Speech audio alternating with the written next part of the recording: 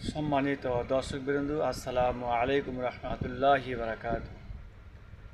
যে ঘরে কোরআন তেলাওয়াত নাই সে ঘর হচ্ছে কবর সমতুল্য। যে অন্তরে কোরআন তেলাওয়াত নাই সে অন্তর কবর সমতুল্য। সুতরাং আসুন আমরা কোরআন তেলাওয়াত করি। আউযু বিল্লাহি মিনাশ শাইতানির রাজিম। বিসমিল্লাহির রহমানির রহিম।